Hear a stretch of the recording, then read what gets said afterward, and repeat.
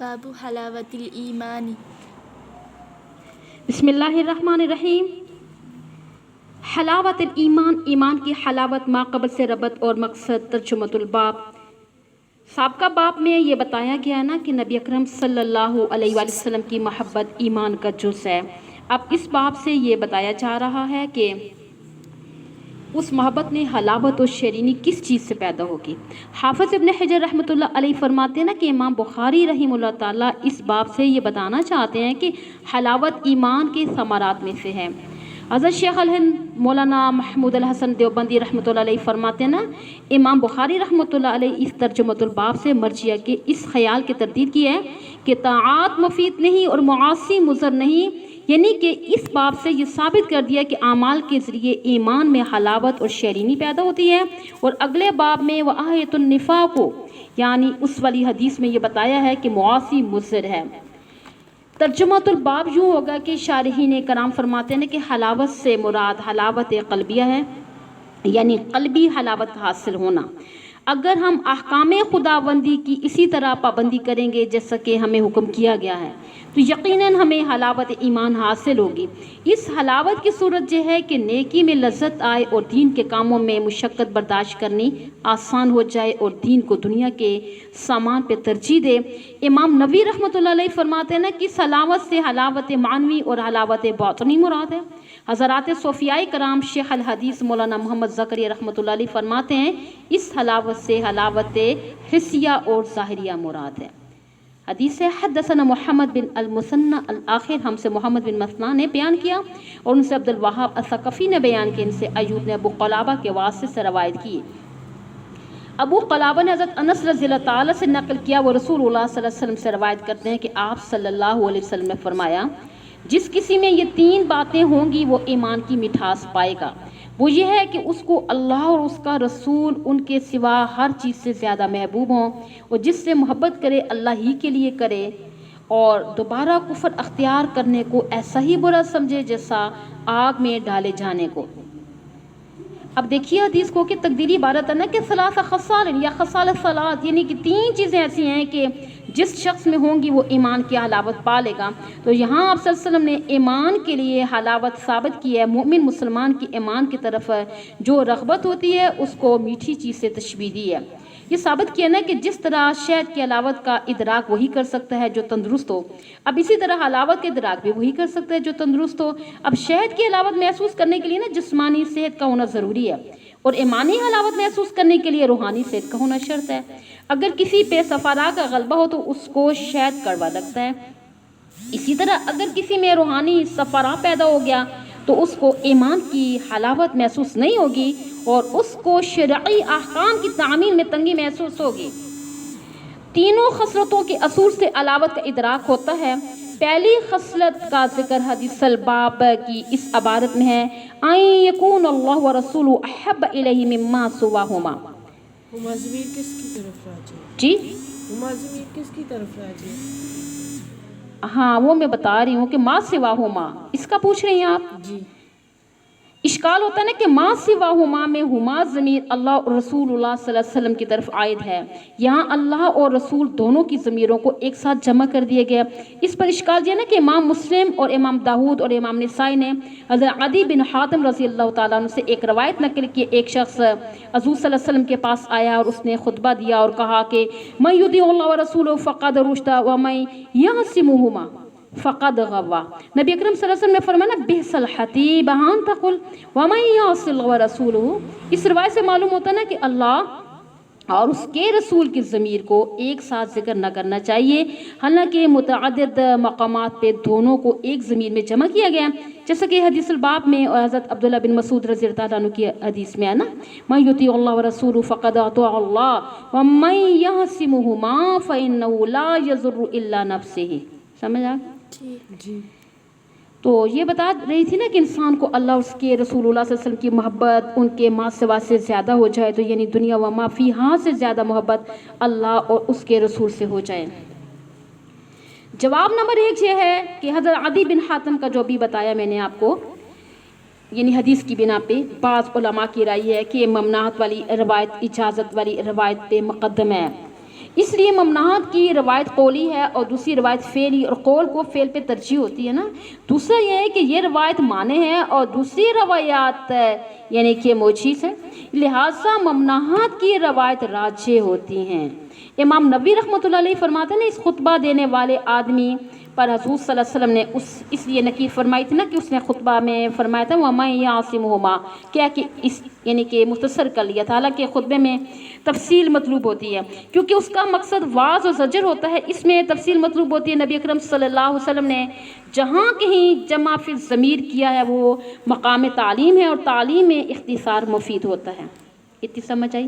اب دوسرا جواب بھی تحریر کریں کہ ایک جواب یہ دیا جاتا ہے نا کہ جمع فی الضمیر حضور صلی اللہ علیہ وسلم کے لیے جائز ہے اور آپ صلی اللہ علیہ وسلم کے ساتھ خاص ہے، کیونکہ آپ سے تسویہ بین اللہ اور رسول کا امکان نہیں ہے برخلاف دوسروں کے. اب اس کے بارے میں یہ خطرہ ہے نا کہ کہیں ان کے دل میں دونوں کو ایک ضمیر میں جمع کر دینے سے تسویہ کا خیال نہ گزر جائے. نمبر 3، امام طحاوی رحمۃ اللہ علیہ فرماتے ہیں اصل میں نبی اکرم صلی اللہ علیہ وسلم نے اس لیے نکیر فرمائی تھی کہ خطبہ دینے والے شخص نے بے موقع وقف کر دیا تھا، تو یعنی اس نے وَمَن يُطِیعِ اللَّهَ وَرَسُولَهُ فَقَدْ رُشِدَ وَمَن يَعْصِمُهُمَا، کیا کہ وقف کر دیا، جس کا یہ معنی بن گیا کہ اطاعت اور نافرمانی کرنے والے دونوں راشد ہیں. دوسری خصلت کا ذکر ہے اگلے باب میں، آدمی اگر کسی سے محبت کرے تو محض اللہ کے لیے کرے، تو یعنی مال، حسن و جمال یا کسی اور غرض سے محبت نہ ہو بلکہ کسی دینی سبب کی وجہ سے ہو. مثلا دیکھیں کہ کسی ولی سے اس کے تقوی اور پرہیزگاری کی وجہ سے محبت کرنا، یا کسی عالم سے اس کے علم کی وجہ سے محبت کرے. کون سا علم ہے؟ علم دین کی وجہ سے محبت کرنا، یہ حبہ ہے، یعنی اللہ تعالیٰ کے لیے محبت کرنا نا. یحییٰ بن معاذ راضی رحمۃ اللہ علیہ فرماتے ہیں نا حقیقت الحب فی اللہ اللہ یزید بالبر ولا ینقص بالجفا، یعنی حب فی اللہ یہ ہے کہ نہ تو حسن سلوک سے اس سے اضافہ ہو اور نہ بے وفائی سے اس میں کمی آ جائے.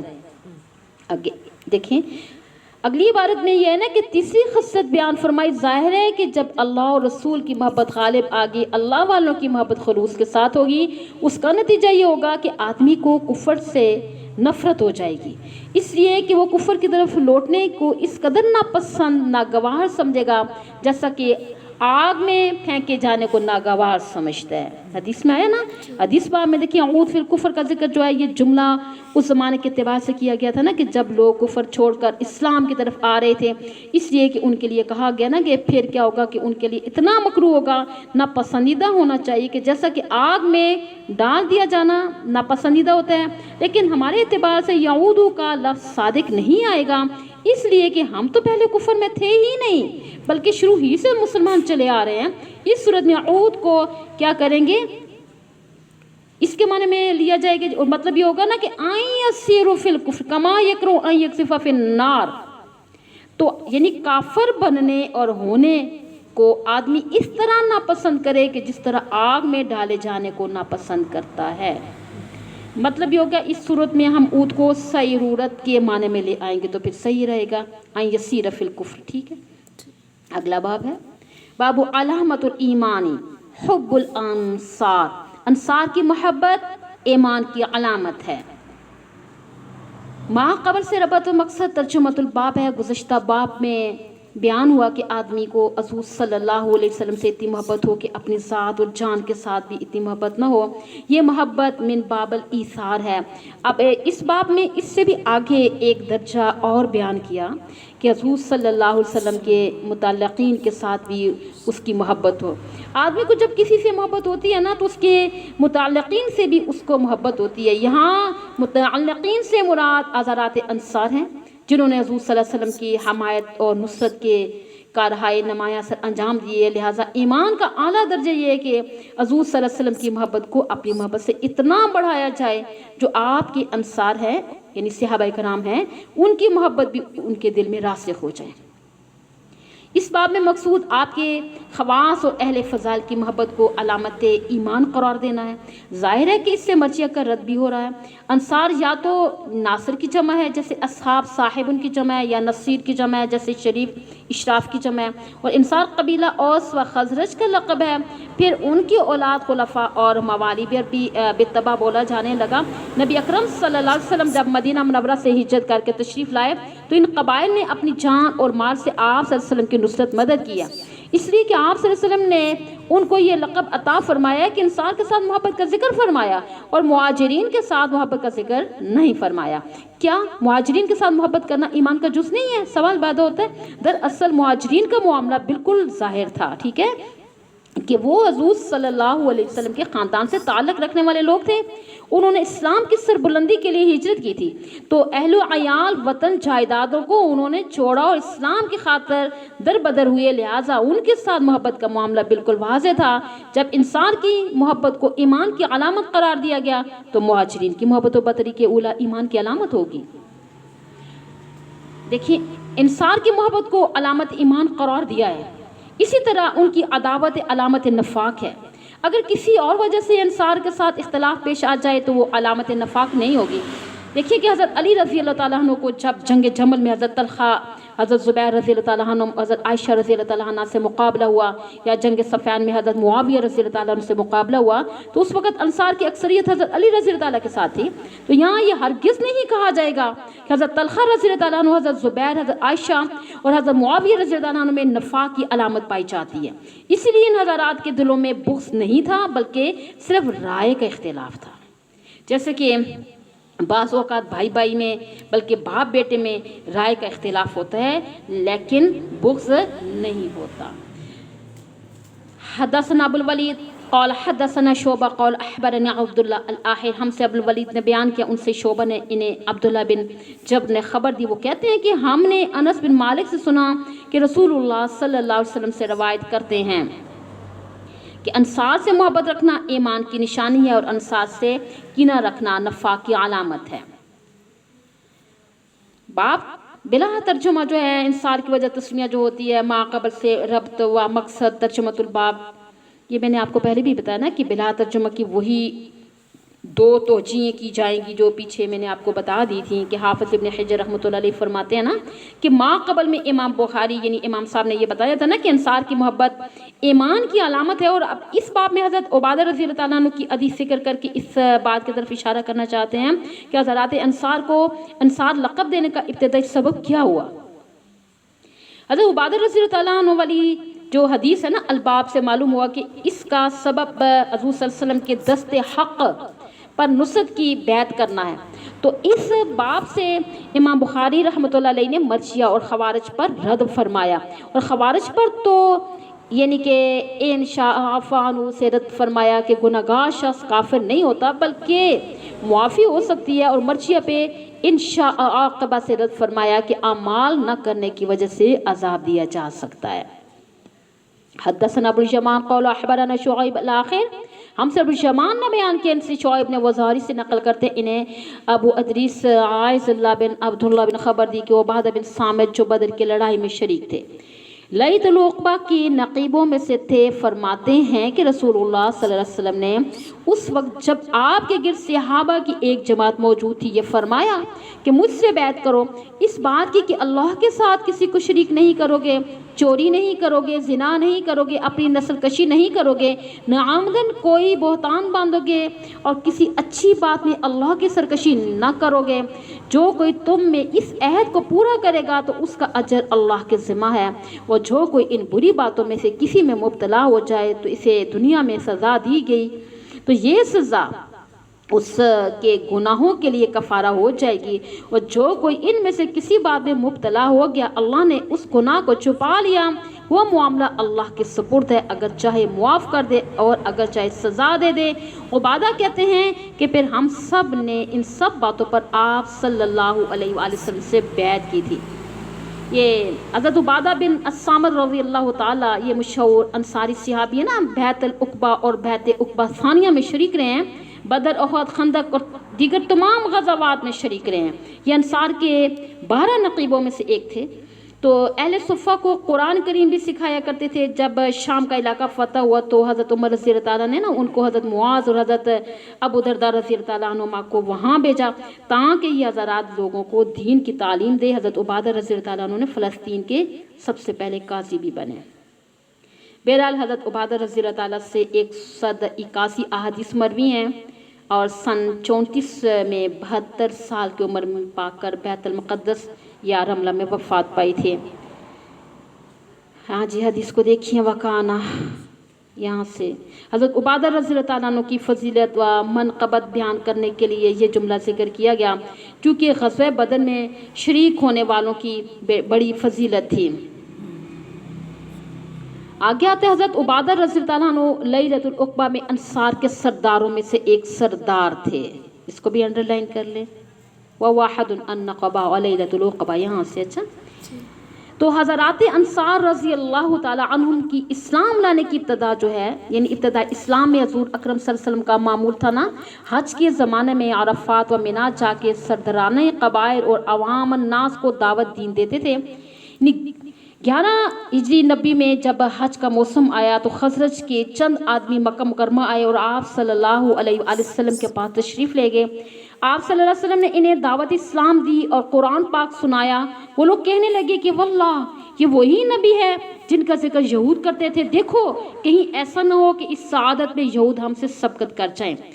بہرحال یہ سب لوگ اس مجلس سے اٹھنے سے پہلے اسلام لے آئے. یہ کل 6 افراد تھے. اس سے اگلے سال جو نبوت کا 12واں سال تھا تو 12 اشخاص آپ صلی اللہ علیہ وسلم سے ملاقات کی غرض سے حاضر ہوئے اور رات کے وقت مینا میں عقبہ کے پاس آپ صلی اللہ علیہ وسلم کے ہاتھ پر بیعت کی. یہ انصار کی پہلی بیعت تھی اور اس کو بیعت عقبہ اولا کہتے ہیں. یہ حضرات جب مدینہ منورہ واپس جانے لگے تو حضور صلی اللہ علیہ وسلم نے ان کے ساتھ حضرت مصعب بن عمیر رضی اللہ تعالیٰ عنہ کو روانہ کیا تاکہ وہ ان کو قرآن اور دین سکھائیں. جب اس سے اگلا سال آیا جو نبوت کا 13واں سال تھا تو انصار میں سے کم و بیش 70 افراد مکہ مکرمہ حاضر ہوئے اور آپ صلی اللہ علیہ وسلم کے ہاتھ پر بیعت کی. اس موقع پہ حضرت عباس رضی اللہ عنہ بھی تھے اور انہوں نے اس موقع پہ ایک خطبہ دیا اور فرمایا کہ محمد تمہارے پاس جانا چاہتے ہیں صلی اللہ علیہ وسلم. اگر تم ان کی پوری طرح حفاظت کر سکتے ہو تو لے جاؤ ورنہ ان کو یہاں رہنے دو اور ان کے اقربا ان کی حفاظت کریں گے. ان سے انصار نے نا حفاظت اور حمایت کا وعدہ کیا. اس کے بعد انصار نے بیعت کی. یہ بیعت عقبہ ثانیہ کہلاتی ہے. اس کی سمجھ آ رہی ہے. جب سب بیعت کر چکے تو رسول اللہ صلی اللہ علیہ وسلم نے فرمایا کہ موسیٰ علیہ السلام نے بنی اسرائیل میں سے 12 نقیب منتخب فرمائے تھے.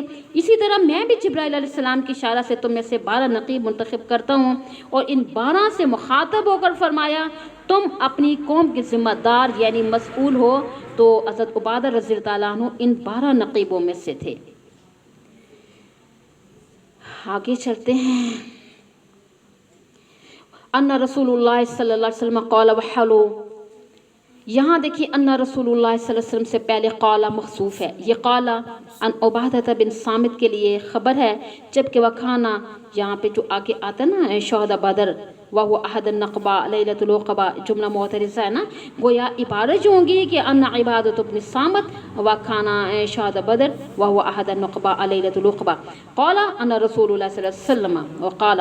اب محدثین کرام کی عادت ہوتی ہے نا کہ جہاں قال مکرر آ جائے تو وہاں ایک کو حذف کر دیا جاتا ہے. البتہ اس کا تلفظ لازماً کیا جاتا ہے.